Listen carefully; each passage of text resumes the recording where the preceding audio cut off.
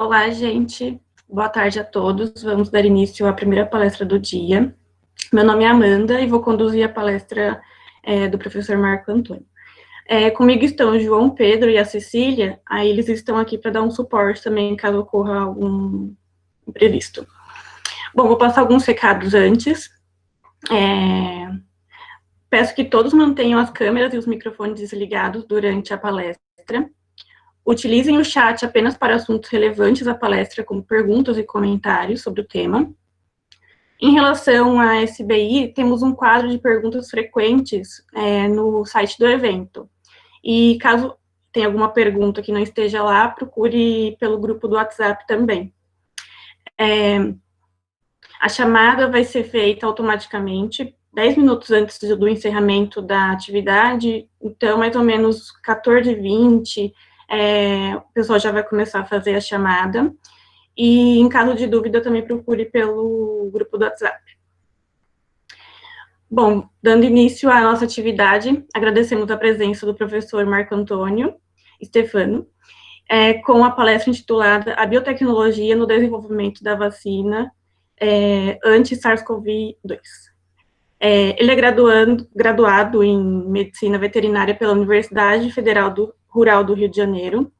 Ele é mestre em farmacologia pela Unicamp e doutor em tecnologia bioquímico-farmacêutica pela USP. Foi pesquisador científico do Instituto Butantan, desenvolvendo trabalhos de cunho tecnológico para o desenvolvimento de soros e vacinas, e atuou como diretor de garantia de qualidade. Atualmente é professor doutor do Departamento de Tecnologia Bioquímico-Farmacêutica da Faculdade de Ciências Farmacêuticas da USP, e sua linha de pesquisa envolve temas como desenvolvimento de processos em soros e vacinas, validação de processos biotecnológicos e de controle de qualidade de produtos biológicos, estudos sobre sistema de fornecimento para vacinas e antígenos para a produção de soros e síntese de proteína recombinante, e atualmente é responsável pelo projeto de desenvolvimento de uma vacina contra o vírus da Covid-19.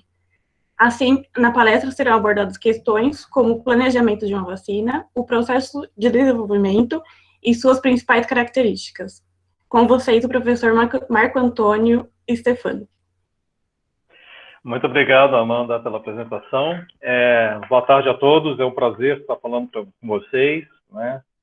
E vou mostrar um pouquinho do trabalho, que na verdade vou mostrar todas as vacinas que estão sendo desenvolvidas, tecnologias que estão sendo utilizadas para essas vacinas, principalmente as vacinas que estão sendo testadas no Brasil, e falar um pouquinho da vacina que a gente está desenvolvendo, o princípio de funcionamento da vacina que a gente está desenvolvendo aqui no Brasil. É muito importante, que eu não posso falar tudo, né, da minha vacina, muitas coisas estão em segredo ainda de processo, então a gente está escondendo um pouquinho das coisas, mas a tendência é a gente falar como ela funciona e como vai ser a estrutura dela, né, sem entrar em muitos detalhes. Muito bem, né, a biotecnologia do desenvolvimento das vacinas para a SARS-CoV, é só colocando que a gente não usa mais vacina anti alguma coisa, porque a vacina, na verdade, não é anti. A vacina é para, né, ela desenvolve o seu sistema imunológico para combater uma doença. Então, antigamente sempre se usou, né, até pouco tempo, se usava o prefixo anti-rubéola, anti-sarampo. Então, hoje você não usa mais esse prefixo anti porque ela não é contra, ela é para essa doença, tá bom? Então, vamos lá, hoje a nossa apresentação, né, o que nós precisamos saber sobre sobre o panorama das vacinas para SARS-CoV-2, né, ou para a prevenção do Covid-19. Existe 176 vacinas registradas na Organização Mundial de Saúde. Dessas 176, 33 vacinas estão em estudo clínico e 143 em estudo pré-clínico. Porém, no mundo inteiro, existem mais de 3 mil projetos em vacinas para o Covid-19, ou seja, utilizando o antígeno do SARS-CoV-2. Por que estou colocando mais de 3 mil projetos? Porque simplesmente numa pesquisa, né, onde eu fiz a pesquisa por universidades, institutos de pesquisas, apareceram mais de 3 mil trabalhos publicados de diferentes linhas linhas, né, de pesquisa, com biotecnologia, com vírus inativado, com um monte de coisa. Então, o mundo inteiro está pesquisando uma vacina, uns têm dinheiro, outros nem tanto dinheiro. Bom, quais são as principais tecnologias? É justamente isso que a gente vai falar durante a nossa palestra, né? As principais tecnologias são as chamadas vacinas vetoriais ou vetorial não replicante, a vacina vetorial replicante, a vacina de DNA, as vacinas puras de RNA, as vacinas de solubilidade de proteína, as vacinas viva atenuada, a inativada e as vacinas de VLP, os chamados virus-like particle. Essas que estão sublinhadas, né, a vetorial replicante, a solubilidade de proteína e a inativada, é que já existe tecnologia semelhante de vacinas já registradas, tanto no Brasil, como no FDA, como na EMA. Então, as que não estão sublinhadas, nós não temos vacinas registradas para uso humano. Algumas já existem para uso veterinário, mas para uso humano nós não temos, tá bom? Apesar de existir vacina viva atenuada, a atenuação aqui, nesse caso, acontece por engenharia genética. Nós temos muitas em fase 3, mas nenhuma ainda é registrada. Bom, quais são as estratégias para o desenvolvimento de vacina, né? E vocês vão ver que isso não é muito... essa daqui é a fotografia do primeiro lote que a gente fez, né, para testar nossa vacina de delivery nasal. Mas a escolha do antígeno, né, o biológico API, Biological Active Pharmaceutical Ingredient. Então, isso aqui é o segredo de toda a vacina, como ele é construído, como ele vai ser construído. Se eu vou só pegar epítopos que são reconhecidos por anticorpos, se eu vou pegar a proteína inteira, se eu vou pegar dímero, trímero, ou seja, a escolha do antígeno, de como vai ser elaborado esse antígeno, é o grande segredo industrial. A outra coisa é a rota de imunização, né, que é utilizada para a imunização. Nós vamos ver que existem várias rotas e as rotas que estão mais utilizadas. Isso não é segredo. Isso assim que você anuncia o tipo de vacina que você está se propondo a fazer, isso já é caracterizado, então não tem muito o que esconder. Escolha do adjuvante, isso é outro segredo. Antigamente se falava que os adjuvantes poderiam ser só poderiam ser usados aqueles que aprovados pela agência reguladora. Isso mudou um pouco. Não é mais a vacina, não é mais o adjuvante que é escolhido, mas toda a formulação da vacina. Então, eu posso até ter um adjuvante que tem uma certa toxicidade, mas a quantidade que ele vai ser usado é tão pequena que essa toxicidade não aparece. Então, todo o estudo de toxicidade tem que ser feito com toda a vacina, com toda a formulação da vacina. E o outro segredo que entra é a formulação. Que tampão que eu vou usar, se ela vai ser líquida, se ela vai ser liofilizada, se eu vou ter conservantes dessa liofilização, se eu vou ter estabilizantes que permitem que a minha formulação aguente temperatura mais elevada. Isso também é o segredo, né, do desenvolvimento de uma vacina. São segredos industriais e isso a gente não pode revelar quando está desenvolvendo uma vacina. Senão vem outra pessoa que tem mais dinheiro e copia, né? Como já está acontecendo com o Covid-19. Muito bem, né? Para desenvolver uma vacina, a primeira coisa que a gente tem que conhecer é a fisiopatologia do vírus, como esse vírus atua no organismo. Então, todos nós sabemos que o vírus SARS-CoV-2, ele tem uma proteína chamada spike, proteína na sua superfície, que ele reconhece um receptor chamado ACE2, que é um receptor que a gente chama de... Nossa, é o cansaço, gente. A enzima conversora de angiotensina. E é esse receptor, então, que permite que o vírus penetre, né, na célula. Ora, uma vez que atua diretamente sobre o receptor ACE2, né, a enzima conversora de angiotensina 2, o vírus pode levar a citotoxicidade celular. E existem vários problemas quando você tem uma morte elevada de células no organismo. Além de levar à morte direta, ele pode levar à morte direta dos vírus, existe também a questão da regulação da angiotensina, levando, inclusive, a vasoconstrições, né, aumenta a permeabilidade vascular, lesão tecidual e uma inflamação na região que esse vírus começa a multiplicar. Além disso, ele pode levar à destruição de células endoteliais, né? Ou seja, são aquelas células que recobrem os vasos sanguíneos. E uma vez que você começa a destruir essas células, porque essas células podem ter o recebidor S2 também, você começa a ter uma inflamação do endotélio, com isso você tem a fibrólise e aumento da produção de trombina. Por que esse aumento de produção de trombina? Porque na parede das células, principalmente dos endotélios vasculares, eu tenho uma enzima chamada da classe serinoprotease. E essas enzimas serinoproteases, elas funcionam como ativador do sistema de coagulação. Elas funcionam como thrombin-like, ou seja, muito semelhante à trombina, levando, então, a um processo de produção de trombina e o risco de trombose. Bom, além disso, temos uma disfunção, desregulação do sistema imunológico, né? Porque começa a ter uma linfopenia do linfócito T, inibições do interferon e uma hiperatividade inata da resposta imunológica. Muito bem, tanto essa linfopenia como a inibição de interferões é causado por uma enzima que o vírus produz, chamada papaina-like. Essa enzima é uma cisteínoprotease, onde ela rompe todas as fontes de sulfeto, onde tem cisteína, ela vai atuando. Isso impede que haja proliferação de linfócitos. E isso faz com que os receptores receptores da superfamília de imunoglobulinas que existe sobre o linfócito sejam também inativados, né, em função das suas fontes de sulfeto, e muitas citocinas, como interferon, que tem ponte de sulfeto para uma das duas cadeias delas interligadas, também são atacadas por essa enzima. Então, eu começo a ter problemas de inflamação, trombose, aumento de dímeros D, e isso e formação de trombos intravasculares.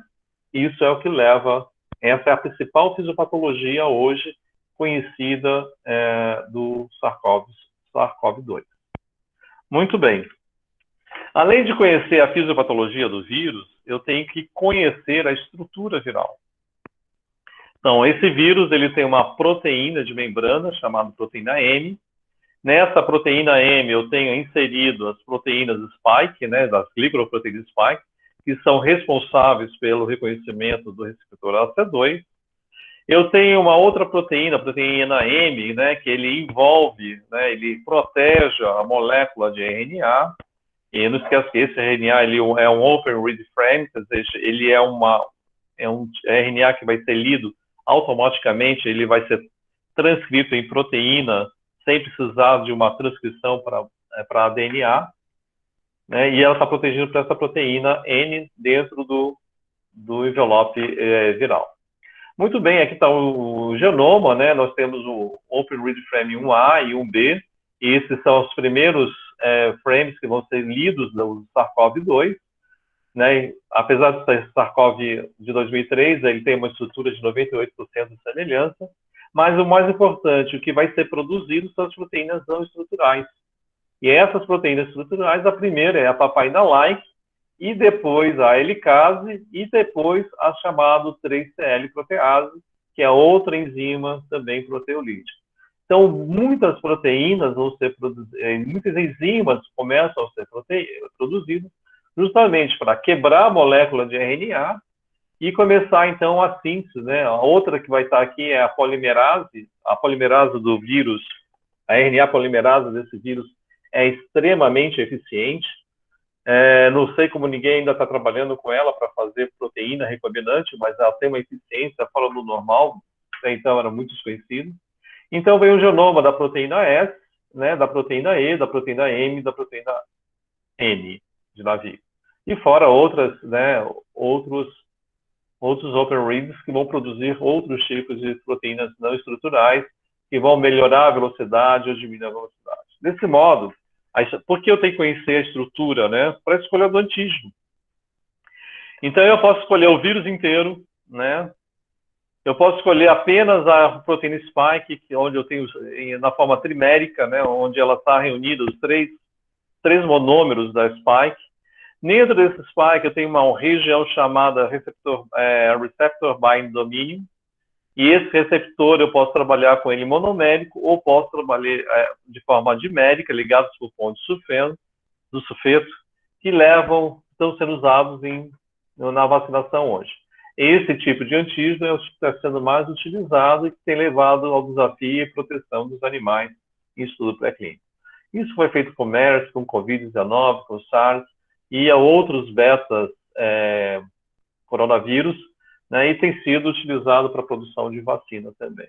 Então, a estratégia com que eu vou trabalhar, né, se vai ser uma VLP, por exemplo, eu uso uma matriz, né, viral e apenas com as proteínas spike, né, triméricas na sua superfície, ou somente uma spike trimérica, ou uma spike monomérica, ou apenas o RDB, isso é uma estratégia de cada empresa, de cada indústria farmacêutica. Tem gente que está trabalhando apenas com os peptídeos, né, que são reconhecidos por monoclonais do RBD. Tudo bem? Muito bem, né? Então vamos para a primeira tecnologia, a tecnologia de vacinas vetoriais não replicantes. Primeiro, obtém-se uma cepa viral com deficiência e replicação. As primeiras cepas desenvolvidas, né, com essa deficiência foi o adenovírus tipo 5 humano e o adenovírus tipo 26 humano. E, recentemente, mais ou menos há 12, 13 anos, utilizou-se adenovírus de primatas. Por que de primatas e não mais de seres humanos? Porque 25% da população tem algum tipo de anticorpo contra adenovírus humano. Lembrando que o adenovírus, muitos adenovírus são patogênicos e eles causam sintomas semelhantes à gripe, ou seja, é o vírus responsável pelo resfriado. E alguns deles podem causar diarreia também. Então, nós temos aqui, por exemplo, uma estrutura, né, do genoma de um adenovírus. Nesse caso aqui, é um adenovírus de chimpanzé, chamado IPS-25. Ele tem mais ou menos 35 quilobases, né, de pares de base. Ele é fita dupla de DNA. Mas, ao remover a região E1, né, ou a proteína E1, capacidade de replicação. Se você remover também a região E3, ele também perde a região de replicação, perde a característica de replicação. Porém, se você manter a E4 do Y25, ele, além de ter perdido a sua capacidade de replicação, ele se replica muito mal, com a velocidade muito lenta, ou seja, ele não é questão de replicar, ele não consegue desenvolver a sua estrutura DNA. Muito bem, né? Se eu tirei a capacidade de replicação do vírus, eu não consigo mais replicar esse vírus. Mas eu preciso colocar nesse genoma a proteína que me interessa. Então, justamente nessa região inicial e final do E1, é que eu vou colocar a minha proteína de interesse, chamada LF1 e LF2. Geralmente, eu vou colocar, por exemplo, o segmento da proteína spike, do vírus coronavírus, na região LF2, e manter a LF1 para leitura, mas retirando toda a parte da proteína E1 para reduzir a sua replicação. Como se eu manter o genoma intacto, só mexendo na região E1 e mantendo a região E4 do vírus do chimpanzé, essa região faz com que eu não consiga duplicar essa molécula de DNA. Então, eu substituo essa região E4 por uma região semelhante do adenovírus humano. E com isso eu consegui replicar o DNA. Não quer dizer que eu tenha conseguido replicar o vírus, mas eu consigo replicar esse DNA. Muito bem, usando um sistema bacteriano de plasmidial de genoma circular sintético, né, de carreador bacteriano, somente com o genoma do vírus, e inserido isso numa célula humana, eu consigo produzir o vírus inteiro. Ou seja, um envelope viral, e dentro desse envelope viral, o DNA dele. Contendo, então, na região LF2, a proteína que eu tenho interesse que seja sintetizada. Muito bem, né? Nesse vírus também, a região E3 foi substituída por um receptor humano, ou seja, ele vai expressar na superfície o receptor que se liga a um receptor de célula humana. Colocando o genoma inteiro dentro de uma célula, a célula usada geralmente é a REC293, eu consigo produzir o vírus inteiro, ou seja, o seu capsídeo, com um genoma, com DNA lá dentro, contendo dentro desse genoma a proteína de interesse, a proteína spike, e com capacidade de replicação desse DNA. Porém, ao pegar esse vírus e colocar numa cultura de célula, ele não consegue se replicar. Esse vírus não se replica mais. Então, ele é uma vacina vetorizada, uma vacina vetorial, porque ele tem o DNA do vírus do chimpanzé, ele é vetor da proteína de interesse, e ele foi modificado geneticamente para não replicar, mas conseguir penetrar dentro de células humanas e jogar esse DNA para dentro das células humanas. Existem vários vírus que podem ser utilizados, né? Retrovírus, antivírus, o vírus da vacina, influenza vírus, citomegalovírus e o vírus Sendai são vírus que podem ser usados. Você faz a atenuação, você tira a capacidade replicante desse vírus e coloca o genoma do COVID, do SARS-CoV-2. Muito bem, né?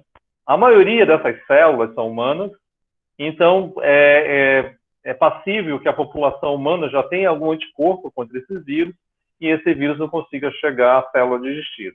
Por isso, a Universidade de Oxford desenvolveu uma plataforma onde usa a célula de primatas não humanos, no caso do chimpanzé, por isso se chama CHAD, né?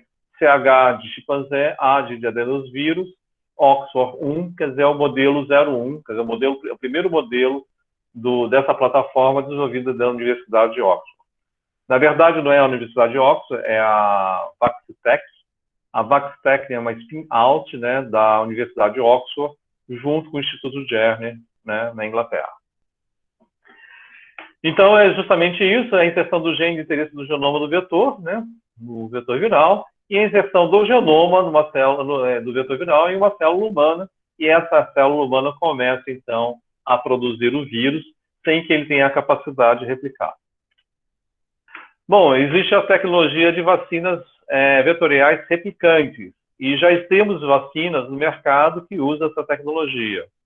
Então, se a gente for ver a vacina, né, a vacina de dengue do laboratório Sanofi, ele pegou o genoma do vírus da febre amarela, 17D, retirou a região pré-proteína M e da proteína E do vírus da febre amarela e inseriu, né, a pré-proteína M e a proteína E do envelope viral do vírus da dengue tipo 1, do tipo 2, do tipo 3 ou do tipo 4. Então, ele coloca isso aqui novamente dentro da célula, replica-se esse vírus da febre amarela. Esse vírus ele tem capacidade de se replicar dentro de célula, como também tem capacidade de se replicar no organismo. Porém, ele perde muito da sua patogenicidade. Então, consiste na escolha de um vírus patogênico atenuado, ou não, no caso é o vírus da febre amarela 17D, né, com a modificação gênica para a expressão de proteína de interesse. Nesse caso, é o vírus da dengue. Mas existe vírus atenuado, né, vetorial, replicante, com o COVID? Tem. É o adenovírus tipo 5 e o adenovírus tipo 26. O adenovírus sorotipo 5 está sendo desenvolvido por um laboratório chamado Cassino, é um laboratório chinês, e o adenovírus tipo 26 está sendo desenvolvido pelo laboratório Janssen, né, que acaba de comprar a Moderna, um laboratório que também está desenvolvendo uma vacina de RNA. O vírus modificado geneticamente tem uma capacidade de replicação em cultivo celular e moderada capacidade de replicação no organismo hospedeiro. Eu já falei anteriormente. A intenção é criar dois tipos de anticorpos, um contra o vetor viral e outro para a proteína de interesse. Por isso, as pessoas escolhem geralmente um vírus patogênico, né? Para que você, numa única imunização, você tenha a resposta para os dois, tanto para a proteína que vai ser expressa dentro da célula, e essa célula vai colocar para fora, quanto para o vetor, que também é patogênico.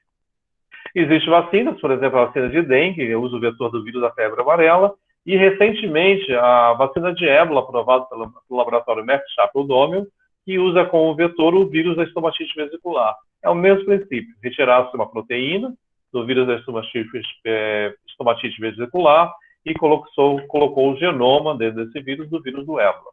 E a vacina acaba de 2019, em dezembro de 2019, foi registrada nos Estados Unidos e na Europa, sendo testada em Serra Leoa, onde levou 100% de proteção.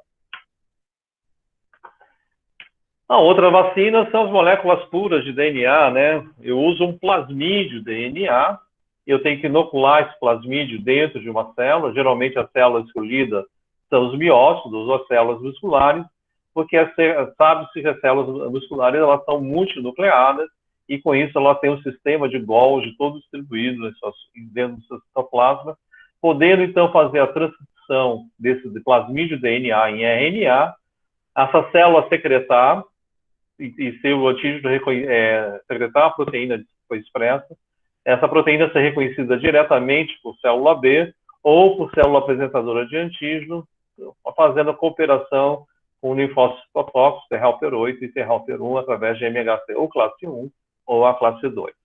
Então, Maloney e Feldner, né, da Vical Incorporation e Wolf, da Universidade de Wisconsin, demonstraram que RNA mensageiros obtidos de DNA circular, dupla fita, injetados em tecido muscular, resultavam na expressão e produção de proteínas. E essas proteínas, por sua vez, encadeavam resposta imunológica. São mais de 20 grupos que comprovaram que a inoculação de DNA circulante levava à expressão de antígeno e, consequentemente, uma resposta imune. Então, as vacinas de DNA requerem estratégias para uma boa produção. A primeira estratégia é a forma de inoculação. Eu preciso fazer com que esse plasmídio entre dentro da célula muscular. Então, eu preciso relaxar a membrana dessa célula muscular ou do todo o músculo, lembrando que a fibra muscular era muito longa e multinucleada. Então, eu faço a injeção, por exemplo, de um anestésico local. A bupivacaína é o anestésico mais utilizado para esse tipo de inoculação, onde ele leva o relaxamento da musculatura, com isso, aumento da permeabilidade da membrana muscular, e, consequentemente, esse anestésico também pode levar à necrose de algumas células do músculo. E essa necrose acaba trazendo algumas células apresentadoras de antígeno para a região, chamadas células Scarfage. Essas células elas limpam o tecido necrosado, mas tem a possibilidade também de fazerem a apresentação de antígeno. Então, com isso, eu consigo apresentar para a célula T-helper 1, T-helper 2, e até ativar as células citotóxicas e desenvolver uma resposta humoral também. Então, essa é a tecnologia, né? Levando em consideração que mesmo com o músculo relaxado, eu preciso de um sistema ou por nanopartícula de ouro, ou sistema nanocarreador de lipídico, para que esse plasmídio entre dentro da célula muscular. A tecnologia de vacinas de RNA, ela difere um pouquinho do DNA, não esquecendo que o DNA, eu tenho um plasmídio de DNA, pode ser dentro de um lipossoma, que vai grudar na membrana celular, né, com ligação covalente. Esse vai absorver esse lipossoma, vai destruir dentro do endossoma, através de um pH ácido. Esse DNA vai ter que ser transcrito em RNA mensageiro, e dentro do retículo endoplasmático produzir a proteína de interesse e expressar junto com a MHC classe 1, ou até mesmo liberar esse peptídeo para a circulação. Quando eu faço a vacina de RNA, eu não tenho a parte de transcrição, então ela é muito mais rápida. Eu consigo fazer com que esse lipossoma seja destruído no endossoma e o RNA mensageiro vá direto para o retículo endoplasmático. Qual é a grande dificuldade que eu tenho aqui? Que se eu não tiver uma boa estrutura desse RNA, o RNA ele é muito instável. Então, qualquer mudança de pH, qualquer RNase, qualquer variação de temperatura, esse RNA ele me destrói. Então, ele sempre vai ter que estar protegido por uma nanopartícula. A segunda coisa é que se eu colocar o RNA, a estrutura do RNA convencional, né, o 5TR, o meu RNA de interesse, o poli-A para finalizar a expressão, né, cada molécula de RNA vai sintetizar apenas uma proteína.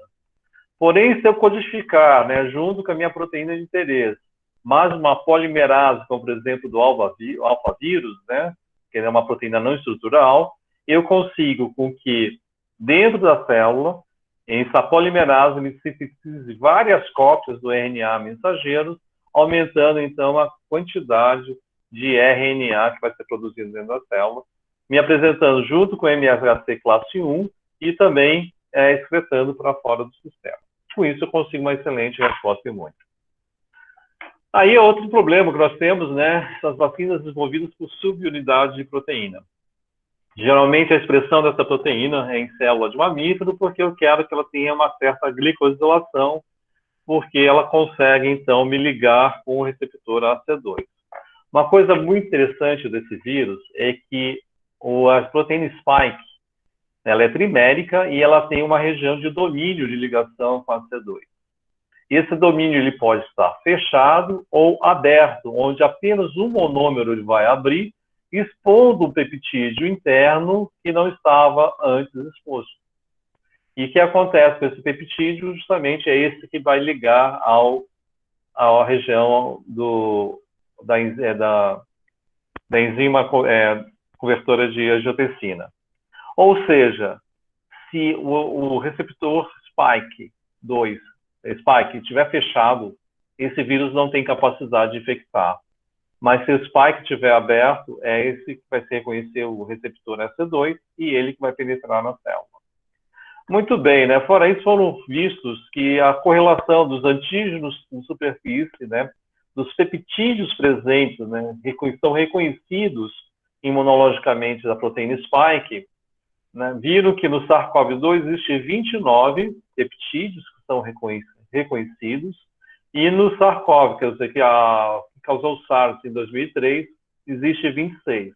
E apenas 5, né, desses peptídeos são comuns tanto no SARS-CoV como no SARS-CoV-2. E o MERS, que é outro coronavírus, não tem nenhum peptídeo comum, tanto com o SARS-CoV como o SARS-CoV-2. Isso quer dizer que não existe correlação cruzada entre eles, porque esses 5 peptídeos que são comuns, eles são internos, não são reconhecidos imediatamente pelos anticorpos. A outra estratégia é você usar peptídeos sintéticos, né, onde viram que as regiões onde se liga o anticorpo são as regiões que são apresentadas ao sistema imunológico. Então, viram que existe mais de 26 regiões que são reconhecidas e que você pode fazer peptídeos sintéticos e acoplar esses peptídeos sintéticos aos sistemas carreadores. Existe a tecnologia das vacinas vivas atenuadas, né, onde você faz uma modificação gênica. Nesse caso, existem outras técnicas de atenuação, por exemplo, passagem em cultura de célula, como foi feito com o vírus da raiva, como foi feito com o vírus do sarampo, da varíola e da rubéola. Eu fiz passagens em culturas de célula, ou passagem em ovos embrionados, até que esse vírus perdesse a sua capacidade de replicação. Não é assim que está sendo trabalhado o SARS-CoV-2. A atenuação é através de manipulação gênica, pois visto que essa proteína E, como a gente viu no passado, no slide passado, é uma proteína de ancoragem, né? Ela faz um ancoramento entre a proteína M de membrana. E essa proteína E, ela tem a função, né, essencial de passagem de íons, né, para dentro do vírus, mantendo a osmose da membrana. Então, a retirada dessa proteína E faz com que o vírus continue tendo capacidade replicante, mas não perca a sua capacidade patogênica, em função da velocidade de replicação. Então, com isso, muitos trabalhos estão sendo feitos retirando essa proteína M ou reduzindo a quantidade da porção da proteína E, inibindo um pouquinho a sua atividade em termos de canal de troca de canais iônicos. Muito bem. No Brasil temos uma vacina feita no Rio de Janeiro, agora sendo desenvolvida no Rio de Janeiro, onde eu faço a edição do genoma do SARS-CoV-2 por sistema CRISPR. Então, eu estou testando, vendo aonde corta, remontando sem aquela região e vendo a região, se aquela região que foi deletada, ela continua ou não com a replicação viral. Muito bem, né? O que acontece com uma vacina viva atenuada? Ela não tem capacidade de causar a doença, mas ela não causa a doença em função da sua velocidade de replicação. Então, com isso, dá tempo do macrófago fagocitar e apresentar junto com o MHC classe 1 e ativar a célula T-helper. Qual é o grande problema dessas vacinas, né? É o risco de reversão de toxicidade. No passado, 30 anos atrás, quando eu estudei imunologia, virologia, acreditava-se que 2 vírus não poderiam entrar na mesma célula. Isso não existe. Tanto é que algumas tecnologias de produção de vacinas, como da gripe, é resorting. Eu pego uma cepa patogênica que está causando a gripe e pegam o mesmo sorotipo do vírus que não é patogênico e colocam na mesma célula. Então, eu quero que tenha um envelope não patogênico com o RNA do vírus que é patogênico. Então, é justamente isso que eu quero que aconteça nas vacinas de ressorte. Então, o risco de reversão de patogenicidade é eu aplicar essa vacina no indivíduo e esse indivíduo ser portador de um vírus do COVID patogênico. E eles fazendo um ressorte dentro da célula humana e causarem a doença. Então, isso tem que ser muito bem estudado, né, de maneira que você possa também colocar aqui um genoma que seja um genoma suicida, que a gente chama, né? Caso ele seja ativado, ou esse genoma entre em destruição, alguma coisa desse tipo. Isso é possível e é o que está sendo testado para evitar a reversão de patogenicidade dessas vacinas. Outra tecnologia de vacinas, eu esqueci de colocar aqui, são as vacinas inativadas. É a tecnologia mais simples de produção de vacina. É a vacina que está sendo desenvolvida pelo laboratório Sinovac, junto com o Instituto Butantan, onde você tem a produção do vírus. Então, você tem um vírus semente que cresce em cultura celular, né? E essa cultura celular, então, é clarificada do sobrenadante. O sobrenadante pode chegar até 50 litros, tratado com beta-tropilactona, que vai inativar o vírus.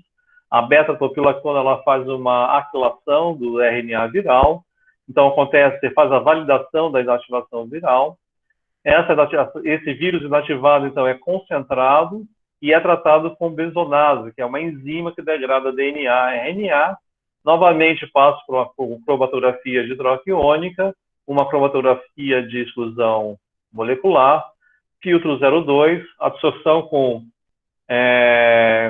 hidrógeno de alumínio, e você tem a produção da vacina. Aqui está o vírus inativado, e ele tem a proteína S, a proteína M e a proteína N. Né? Então, para o SARS-CoV-2, a célula escolhida é a célula Vero E6, que ela tem grande quantidade de receptor AC2. É a mesma tecnologia para outras vacinas, como a raiva inativada, influenza ou hepatite. E a inativação pode ser feita tanto com beta-tropilactona, como também com formaldeído. Porém, todas essas vacinas são necessárias na adição de adjuvante, e aí está o segredo, né, de utilizar um ou outro adjuvante. No caso da Vaccinov e do Instituto Butantan, eles vão utilizar o hidróxido de alumínio. Muito importante que essa célula Vero, ela é uma célula de monocamada, ela é uma célula aderente. Então, você pode trabalhar um sistema chamado Cell Factory. São várias camadas, né, de acrílicas, onde você faz adesão celular. Ou então, você trabalha em bioreatores com o sistema carreadores, né, nanocarreadores, onde a célula fica aderida sobre os carreadores. Ou ainda, mais difícil, adaptar a célula Vero E2 a um sistema serum-free ou protein-free em suspensão. O problema é você manter essa célula viva durante um bom tempo. A outra tecnologia, né, e a última, é essas virus-like particles, onde a gente usa uma matriz extracelular e sobre essa matriz ela pode ser do próprio vírus e ela pode ser de bactérias, como a Escherichia coli, da bactéria tuberculose e assim por diante. E você, então, acopla, né, a spike proteína, ou peptídeos, P24, ou seja, proteínas que dão a estrutura e vão dar uma resposta imune. Então, esse exossoma, não essa matriz celular, ele vai grudar na membrana celular, vai ser levado para dentro do citoplasma. Dentro do exossoma, ele vai liberar essas proteínas, e essas proteínas vão ser expressas junto com o MHC classe 1. Posso também trabalhar com parte ou fragmentos do RNA, mas isso aí deixa de ser uma VLP, ele passa a ser uma vacina vetorial. Muito bem, existe outra forma de você produzir, você sinteticamente colocar um RNA da proteína spike dentro de células como Rancélula, Polymorpha ou Saccharomyces, e fazer com que essas células produzem a proteína de forma aglomerada, ou seja, agregados proteicos da proteína spike. Esses agregados também vão formar os que a gente chama de VLP, virus-like particle, tá bom? Deve ter ação semelhante à vacina inativada, né? O alvo celular são as células apresentadoras de antígeno. Então, só um resuminho, né? A gente pode ter vírus vivo, inteiro, inativado, os vírus vivos inativado, né? Morto, inativado. A gente não fala que o vírus está morto, a gente fala que ele está inativado. Depois eu explico por quê. A viva atenuada, proteínas de solubilidade, né, solubilidade proteica, o chamado vírus-like partícula, que não tem o DNA, né, RNA viral, o vetor viral, ou seja, outro vírus para carregar o meu genoma, vacinas de DNA pura, vacinas puras de RNA, e tem um tipo de vacina, que a gente não pode chamar de vacina, porque é você pegar a célula do indivíduo, preparar ela de maneira que ela exponha o peptídeo da proteína de interesse. O que acontece com isso? Isso não é vacina, isso é imunoterapia, difere bastante. Então, é importante que isso aqui deixou de ser usado, né, apesar de estar em clínico, estudo clínico, porque é muito caro. É semelhante a uma terapia por CAR-T, né, sistema carregador de linfócito T. Quanto à via de inoculação de uma vacina, ela pode ser parenteral, então injetável, né, intramuscular, subcutânea, ela é aplicada abaixo da dérmica, e intradérmica, ela é aplicada entre os estratos dérmicos, né, da pele. A vacina pode ser oral, nós temos a vacina da SEB e a rotavírus, que é a aplicação oral. Ela pode ser nasal, existe uma vacina para gripe, né, de uso nasal, e ocular. Apesar que a vacina ocular é só usada na medicina veterinária. Levando em consideração que toda vacina ela tem que ser inflamatória, o risco de você usar uma vacina ocular em seres humanos e levar à inflamação, existe o risco da perda temporária da visão ou até mesmo a perda definitiva. Então, em seres humanos é muito difícil, né, alguém querer tentar desenvolver uma vacina que seja de aplicação ocular. Então, não existe, só na área veterinária. Uma outra tecnologia muito interessante que surgiu no Japão já tem 10 anos, né, e ainda está se desenvolvendo para a aplicação de vacinas, chama-se nanoneedles, ou nanoagulhas, onde a ponta dessas agulhas são muito finas, muito pequenas, né? Tem um antígeno que vai ser levado para a célula apresentadora de antígeno. Eles estão no emplasto, eu coloco esse emplasto sobre a pele, essas nanoagulhas chegam a perfurar a primeira camada da derme, logo abaixo dessa camada eu tenho células eficientes apresentadoras de antígeno, que são as células dendríticas, e com isso eu tenho uma excelente resposta imune. Então, isso aqui é um emplasto, né? Ele é colocado sobre a pele, ele fica até transparente, e 24 horas depois você teria esse emplasto e estaria imunizado. Ainda não tem nenhuma vacina aprovada com esse modelo. Bom, é possível uma vacina de spray nasal? Sim, é possível, né? Tem um sistema imunológico, o sistema nasal tem um sistema imunológico muito bem desenvolvido. Então, lembrando um pouquinho da anatomia, né, do vestíbulo nasal, né, do sistema respiratório superior, que é comumente chamado. Então, você tem o vestíbulo nasal, você tem o átrio, que é essa região, a região respiratória, a região respiratória que é composta da concha inferior, concha média e concha superior, e a região olfatória. A região olfatória são várias terminações nervosas, né, que levam a você sentir o odor. Então, é uma exposição direta de nervo, né, do sistema nervoso central aqui. E você tem a região nasofaringeana. Muito bem. O epitélio dessa região, né, ele é um epitélio composto de células ciliadas, células não ciliadas, as chamadas células de Globe, que é responsável pela secreção de mucinas, né? Essa mucina, que vai dar origem ao muco, é rica em enzimas, proteases, RNases, DNases, justamente para proteger o epitélio, e células basais e a membrana basal. Nós temos o muco, né, que é a camada gel mucoso, e temos uma superfície por onde o ar passa e deixa ela mais seca, chamada camada sol, né, que ela é mais rígida, mas ela é composta também da mucina.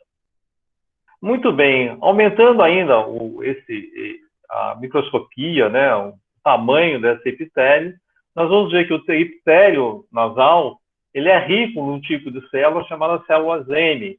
São células da resposta imune. Essas células M permitem a passagem de antígenos. Essas células são reconhecidas pelas células apresentadoras de antígeno, como macrófagos e células dendríticas. Abaixo das células M, também tem células C e B, que vão fazer a cooperação com essas células dendríticas. Uma outra coisa que existe sobre a membrana de mucosa é que algumas células dendríticas elas podem passar o pseudópito intracelular e fazer a captura, né, de antígenos que estão na mucosa. Essas macrófagos e essas células dendríticas vão migrar para órgãos que estão na região submucosa, chamado tecido linfóide associado à mucosa nasal, chamado NALT. Aqui, células T e células B serão ativadas, né? Sendo células B, as células B e T, e tanto as células dendríticas, né, que fizeram fagocitose, eles vão migrar para o chamado anel de Waldeyer. Esse anel de Waldeyer é composto das tocilas, das amígdalas e dos linfonodos submandibulares, onde vão ganhar circulação sistêmica e vão ser disponíveis em todas as mucosas, né? Essas células T e B e células dendríticas vão para todas as mucosas. Chegando na submucosa, eles vão ativar plasmócitos, diferenciar células B em plasmócitos e vão passar a secretar IgA secretora. É um dímero de IgA, ela consegue passar nos espaços intracelular e essa imunoglobulina IgA secretora vai ficar junto com o muco na região superior da mucosa. Qual é a nossa intenção? Que o coronavírus chegando na submucosa, ele já seja neutralizado pela IgA secretora. Então, a gente quer neutralizar o vírus na sua porta de entrada, porque muitas dessas células aqui têm receptor AC2, onde o vírus penetra. E antes de ele penetrar na célula, a gente quer neutralizar. Então, a intenção de você usar justamente um antígeno, né, um delírio nasal, é ativar esse sistema imunológico. Só que existem duas características muito importantes para você fazer uma imunização de mucosa. Primeiro, eu preciso de uma grande quantidade de antígeno, de modo a cobrir essa região, e eu conseguir chegar em algumas células M e fazer com que algumas células dendríticas façam a captura desse antígeno. Então, a nanotecnologia me dá essa característica, né, de diminuir sumiu a apresentação, Amanda? Aqui ainda está aparecendo, está normal. Ah, tá. Então, peraí, deixa eu voltar aqui. Então, agora apareceu. Então, a nanopartícula me permite aumentar a área, né, de disposição dos antígenos, aumentando a quantidade de antígeno disponível, e essa nanopartícula também tem uma característica, a gente falava antigamente mucoaderente, ela aderia à célula, na verdade, mucoaderente se ela tivesse aderido ao muco, mas a gente chama hoje de célula penetrante, a capacidade de se ligar à superfície celular, já que a carga dessa superfície ela é negativa e a nanopartícula é positiva. Então, é dessa maneira que nós conseguimos ativar o sistema imunológico, o sistema na região nasofaringiana. Bom, a imunização de mucosa ela tem várias rotas, né? Então, a rota oral, quando eu faço uma imunização oral, eu tenho principalmente produção de anticorpos na região nasofaringiana, no leite materno, e a nível de intestino delgado, colo ascendente e colo transversal. Quando eu faço através de uma imunização com o supositório retal, eu tenho o reto, colo descendente e colo transversal com grande produção de imunoglobulina. Quando eu faço a imunização com óvulo vaginal, eu tenho uma produção grande de anticorpos na região uterina e vaginal. Porém, quando eu uso a imunização nasal, eu tenho a região nasofaringiana e a região pulmonar, bem como a região uterina e vaginal, com grande produção de anticorpos. Tanto é que a vacina por imunização nasal é uma vacina que também pode ser usada para o Zika vírus.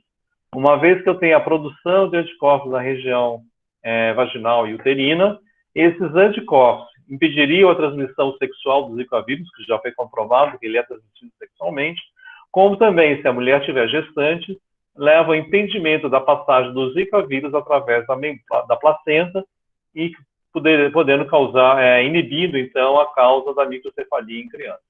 Então, é um outro projeto que a gente está levando também, que é o desenvolvimento de uma vacina de Zika vírus nasal. Bom, lembrando que todas as vacinas, né, você tem que ter sempre em mente o desenvolvimento farmacêutico, ou seja, o ciclo de vida do produto, que é o desenvolvimento farmacêutico, a transferência de tecnologia, a produção comercial e até a retirada desse produto do mercado.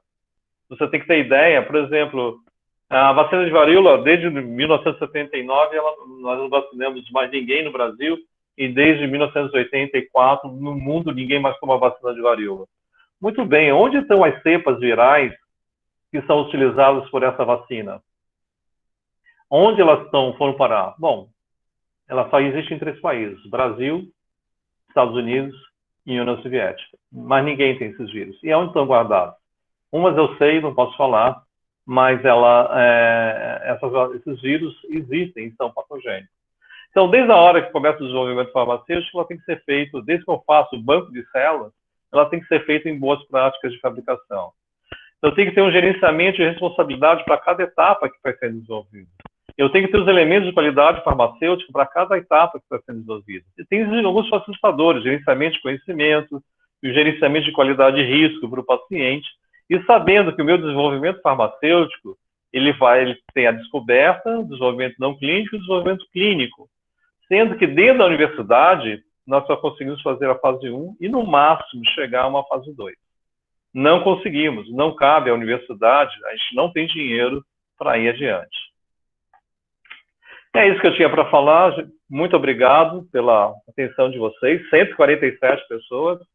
Obrigado pelo prestígio, né? E estou aberto à pergunta, Amanda. Fique à vontade para começar. Acho que passei um pouquinho do horário que esperado, mas fique à vontade. Não tem problema. Muito obrigada pela apresentação, professor. Agora eu vou falar as perguntas que o pessoal mandou.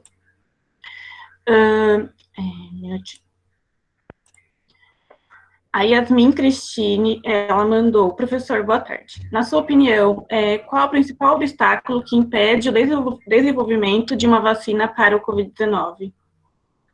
É o tempo, né? É a segurança. Todo produto farmacêutico, Yasmin, ele tem que ter qualidade, segurança e eficácia. Então, a qualidade é o sistema de produção dela, né? Você tem que ter todo o sistema de produção validado. Então, algumas empresas já têm isso, é fácil, é uma parte mais fácil, porque elas já desenvolvem algum tipo de vacina, então você consegue ter a parte. Mas a segurança e eficácia são 2 pontos que só o tempo pode desenvolver. Existe uma diferença entre eficácia e eficiência.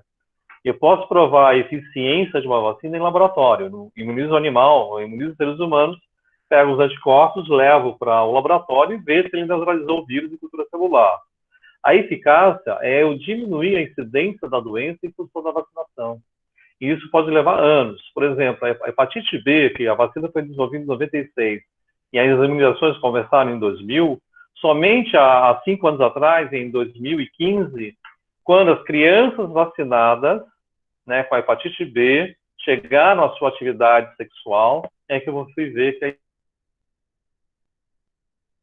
Então, o coronavírus, por isso ela está sendo testada no Brasil, está sendo testada na Índia, em lugares ainda onde a epidemia está em desenvolvimento, para que veja se eu consigo uma redução de grupos de risco dessa doença.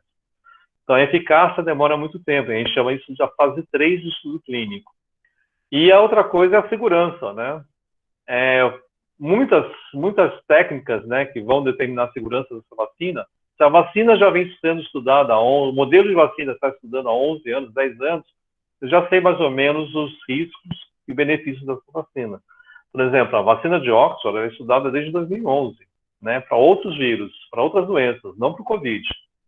O modelo vacinal que eu estou utilizando, o nanopartícula nasal, eu estudo desde 2009. Comecei com a hepatite B e agora aplicando o Covid.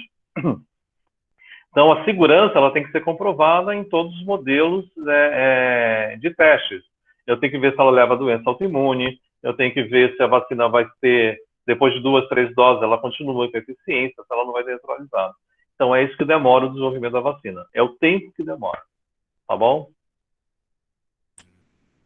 Muito obrigada. A Yasmin agradeceu também. O Jefete Ismael, ele perguntou: ouve-se muito sobre a imunidade de rebanho, especialmente de pessoas que tentam minimizar os riscos da Covid-19. Quais seriam os riscos reais de um cenário onde a imunidade de rebanho tentasse ser implementada? Então, Ismael, isso a gente não está vendo no Covid, não. Como eu expliquei no segundo slide sobre a fisiopatologia desse vírus, Algumas enzimas levam à neutralização de algumas proteínas e citocinas efetoras da resposta imune. Então, quando você neutraliza essa resposta imune, quer dizer, as pessoas se infectam e não conseguem produzir anticorpos, então 30% dos infectados conseguem ter PCR positivo, ou seja, são portadores dos vírus, não apresentam sintomas e não produzem anticorpos. Então, a imunidade de rebanho não está existindo. Isso não quer dizer que essas pessoas vão ficar doentes, mas elas podem se recontaminar, ter o vírus presente na região nasofaringiana, serem transmissores, porém não desenvolvem a doença. Então, a imunidade de rebanho está sendo muito questionada para o SARS-CoV-2, porque em função das enzimas que ele produz, né, você está tendo problemas de não ter imunidade. Muitas pessoas não estão adquirindo imunidade. Um outro detalhe, não é a minha área de especialização, mas se você observar que 80% das pessoas não vão ter sintomas nenhum, não vão ter nenhuma sintoma aparente. 20% vão ter sintomas leves até os sintomas mais graves, que chega a 1% da população total de infectados. 0,6 agora, se não me engano. Isso quer dizer que, se você for um bom geneticista, né, você vai ver que existe uma distribuição mendeliana, né, de 75%, 25%, e esse 25% você vai dar gravidade às formas mais atenuadas da doença. Essa distribuição mendeliana mostra que tem de 4 a 8 pares de genes envolvidos na resistência e suscetibilidade. Então, é isso que ainda não foi estudado. Quem é resistente e quem é susceptível? Qual é a epigenética da pessoa que é resistente e qual é a epigenética da pessoa que é susceptível? Por isso, não está se acreditando em imunidade de rebanho para o Covid. Espero ter respondido a pergunta, Rafael.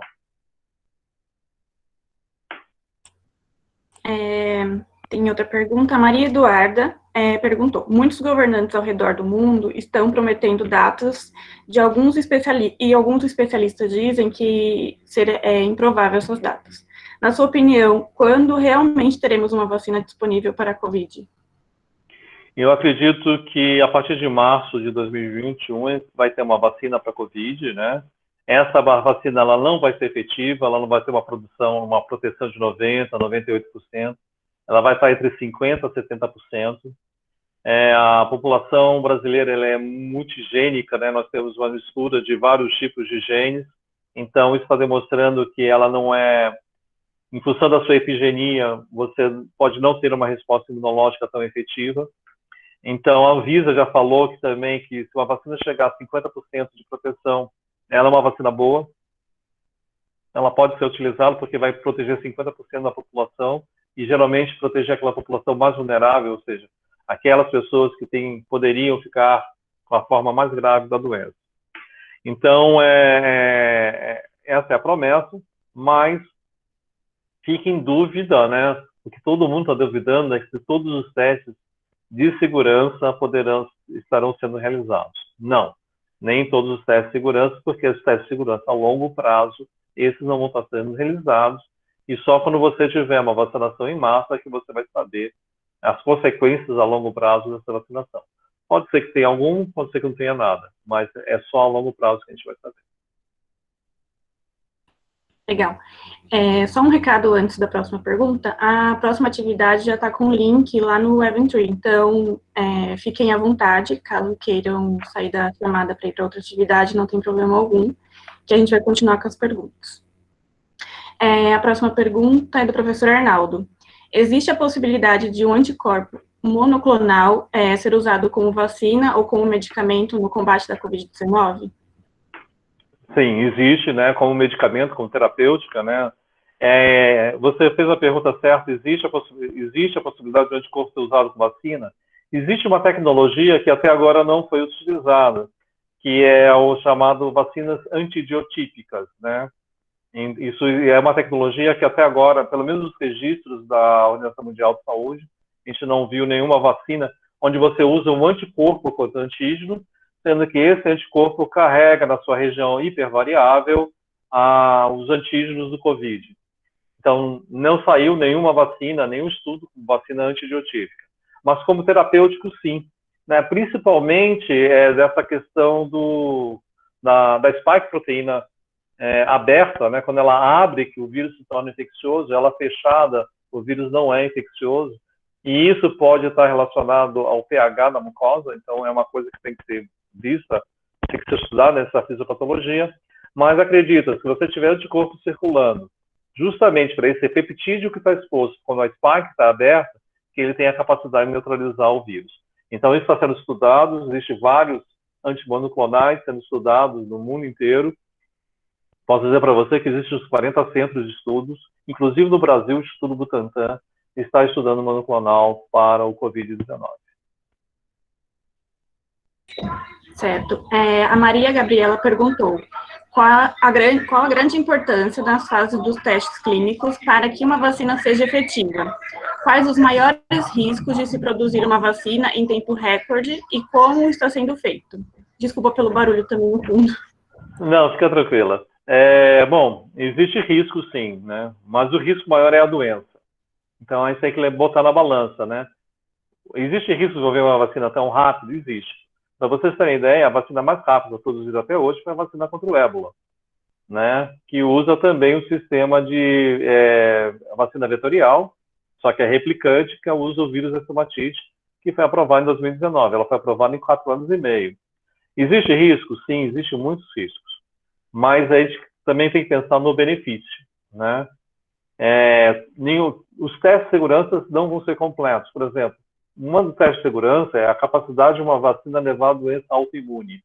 Ou seja, você ser vacinado, produzir anticorpos, e esses anticorpos tenham reação com o seu próprio organismo. O que acontece? Você está desenvolvendo uma doença autoimune. Isso vai ser a longo prazo. Isso não vai ser descoberto em 2, 3, 4 meses. Isso vai aparecer depois de 2 anos, 3 anos depois da vacinação. E muitas vezes isso não vai ser nem relacionado à vacina, a não ser que você ache um número excessivo de aparecimento da mesma doença e saber que todas as pessoas foram vacinadas. Ou seja, a incidência da doença autoimune, ela aumenta em função de pessoas que foram vacinadas. Então isso vai demorar muito tempo para saber. Não é uma doença que você descobre em 3 meses, 5 meses, ou até mesmo em 1 ano. Pode levar mais tempo. Então, esse tipo de reação adversa você não vai saber.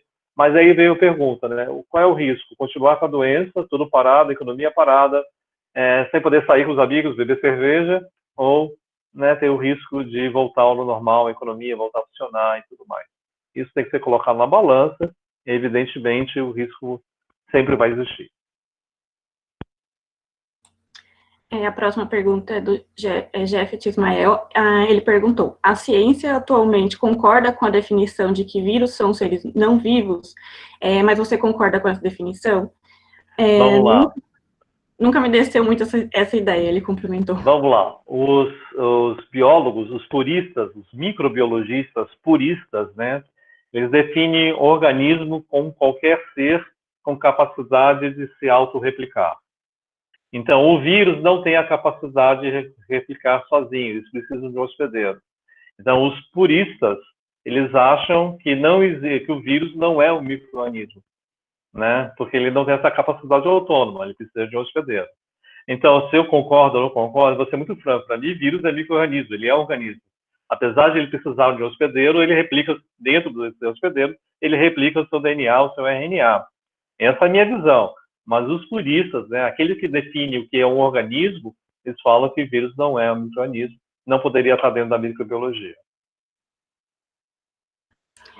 Certo. A Yasmin perguntou: o senhor está nos apresentando várias tecnologias de vacina, mas qual é que está sendo mais estudada, testada no nosso cenário atual? As duas mais estudadas é a vacina de Oxford, que é de vacina não replicante, vetorizada não replicante, e a vacina de vírus inativado, que é a vacina do Instituto Butantan com a Sinovac. São as duas que estão na fase 3. Entrou no Brasil recentemente 2 vacinas, a de RNA da Pfizer e de uma vetorizada não replicante da Janssen, que é do grupo farmacêutico Johnson & Johnson, que é com adenovírus, né, tipo 26. Então, essas 2 vacinas entraram recentemente. E está para entrar a russa também, que parece ser um adenovírus tipo 5, mas a russa ninguém sabe o que é. Então, essas 5 vacinas estão em estudo fase 3. São as 3 vacinas estudos mais avançados que tem no mundo inteiro. Qual é efetiva, a gente não sabe também ainda. Os trabalhos não foram publicados. Estamos no aguardo. Existe muito marketing, tá? É só isso. Então, tem que ficar de olho também nas informações que a gente recebe. Isso. A Cecília perguntou, professor, por que vários países têm procurado o Brasil para realizar os testes de vacina em voluntários? O senhor acredita que as doses de vacinas prometidas por esses mesmos países realmente serão entregues ao Brasil? Sim, serão porque existe contrato, né? E nós temos só a Janssen e a Pfizer não prometeram entregar dose nenhuma para o Brasil. Mas a Oxford prometeu as doses, entregará as doses ao Brasil desde que nós criamos uma plataforma para vender essa vacina para o resto do mundo para eles. É o que Biomanguinhos está fazendo. Nós vamos receber 100 milhões de doses, se não me engano, de Oxford, mas ao mesmo tempo nós teremos que criar uma plataforma para depois vender a vacina para eles, para o resto do mundo. E a mesma coisa está acontecendo com a Sinovac. A Sinovac a gente também vai receber algumas milhares de doses, milhões de doses, e nós vamos ter que desenvolver a tecnologia para vender para eles depois. Então está sendo uma troca. E eu acho que é uma forma correta, não é errado. O problema é que nós temos que terminar a fase 3 do estudo clínico para saber, né, publicar, submeter os resultados a pares para saber quanto ela é efetiva e segura essa vacina. E é na fase 3 que a gente vai ter a certeza da segurança, qualidade e eficácia da vacina. Tá bom? Certo. A Yasmin perguntou, professor, o senhor poderia explicar melhor a questão de produção de anticorpos no leite materno? Qual a via oral? No caso, essa proteção é conferida ao bebê amamentado com esse leite? Sim. Vamos lá. Toda vez que eu faço a imunização por mucosa, seja nasal, oral, vaginal, as células dendríticas que estão na mucosa, na submucosa, essas células migram para outros órgãos que têm mucosa também. Então, muitas vezes eu faço uma imunização oral, né, essas células vão migrar para a glândula mamária, onde eu tenho um sistema imunológico muito bem desenvolvido, e ali vão produzir anticorpos. O leite materno é riquíssimo de anticorpos, principalmente nos 10 primeiros dias de amamentação, que é rico em IgG e em IgA. E a gente chama esse leite de... Ele tem um nome diferente, esqueci agora, não estou lembrando. Colostro, né? Agora lembrei. A gente chama de colostro. Isso, Gustavo, obrigado. A gente chama de colostro e esse leite ele é rico em imunoglobulina. E nesses 10 primeiros dias, o intestino da criança, a mucosa do intestino não está fechada. Então, esse anticorpo vai ser absorvido pela criança. Tanto é que até os 4, 5 meses de idade, a criança ainda tem anticorpo materno na circulação sanguínea. Então, sim, se houver uma vacina oral, né, e a mãe tiver nos primeiros meses de lactação, nas primeiras semanas de lactação, esse anticorpo vai ser transferido ao bebê, sim. Depois, esse anticorpo vai ficar só, depois das primeiras semanas, mesmo a mãe produzindo anticorpo, esse anticorpo vai estar só no trato intestinal da criança, não vai ser mais absorvido. Tá bom? Certo. E a Simone perguntou, boa tarde, professor, muito obrigada pela excelente palestra. A minha dúvida é mais relacionada ao isolamento e à contaminação. Já possuímos uma grande parte da população brasileira infectada, e muitas pessoas não levam muito o isolamento a sério. O senhor acha que quando sair a vacina, perto de março, teremos já uma grande quantidade de pessoas com respostas autoimunes ao vírus, e, portanto, não necessitam de vacina? E a outra pergunta é sobre a mutação do vírus. Como fazer uma vacina que abrange as mutações? Então, até agora, as mutações que ocorreram, né, não levaram a principal proteína a ser mutada, que é a proteína spike. Então, eu tive mutação na proteína M, eu tive na proteína E, tive alguma mutação, não grande, não foi significativa, mas na spike proteína não tive ainda a mutação. Então, por enquanto, as vacinas que estão sendo desenvolvidas, elas atendem, inclusive, a esses 6 mutantes que foram encontrados até agora. Muito bem, a vacina pode levar a uma seleção gênica, tá? A vacina pode levar a uma seleção de vírus que sejam susceptíveis, você consegue vacinar e você tem um escape do vírus para uma mutação e aí você precisa desenvolver uma nova vacina. Então, esse risco sempre vai existir em qualquer doença infecto-contagiosa. Nós vimos com a AIDS, que tinha um sorotipo, depois surgiu um outro sorotipo, já se fala um terceiro sorotipo de HIV, em função de você utilizar os retrovirais. A mesma coisa pode acontecer com uma vacina. Na área veterinária, né, eu posso dizer para vocês que isso não ocorreu com o coronavírus canino e com o coronavírus de aves, né, que leva a rinobronquiolite aviária. Essa mutação não aconteceu nas principais proteínas. E as vacinas continuam efetivas até hoje. Então, assim, a gente tem que muito aprender com a área da veterinária, que demonstrou já que os coronavírus têm uma capacidade de produção de vacina muito boa e capacidade de levar uma defesa. Quanto às pessoas estarem imunizadas, aí que vem um grande problema. Em função daquelas enzimas que o vírus produz, nós não estamos formando células de memória, nós não estamos formando uma imunidade duradoura, e nós não temos, então, quanto tempo nós vamos ficar com esses anticorpos circulantes. Mas isso é para quem adquiriu o vírus. Quando eu trabalho com vacina, a resposta imunológica é diferente. A vacina, com 2 doses, obrigatoriamente eu vou ter células de memória. Então, eu vou fazer células de memória, coisa que o vírus, em função da atividade enzimática sobre respostas sobre a superfície de células C e B, pode não gerar células de memória. Por isso, o presidente da Organização Mundial de Saúde ele falou assim, eu duvido, tenho dúvidas sobre a eficácia de uma vacina, porque nós estamos vendo que o vírus não está levando a uma imunidade duradoura. Só que a fisiopatologia do vírus leva a esse tipo de resposta imune. Enquanto a vacina, não. A vacina tem um outro tipo de resposta imune. Então, só o tempo vai dizer a efetividade, se realmente a gente vai conseguir imunizar e manter o anticorpo da vacina por um longo período. Mas a gente sabe que mesmo que você tenha tido anticorpos, tenha pego a infecção, tenha tido anticorpos, a tendência é que esses títulos, depois de 3, 4 meses, eles caiam e você não tem células de memória para você ter uma resposta rápida. Tá bom? Espero ter respondido. A Simone agradeceu, as perguntas encerraram agora.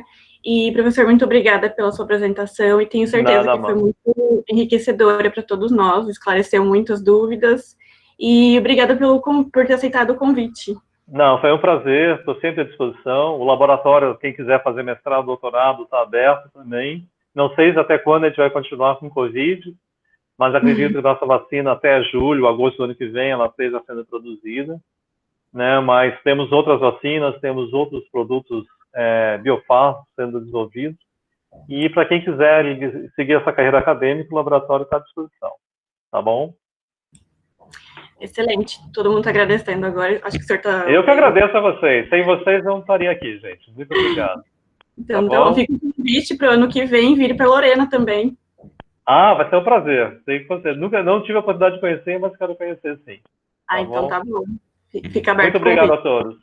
Obrigada, professor. Tchau, tchau. Obrigado. Tchau. Tchau, pessoal. Obrigado. Tchau, tchau.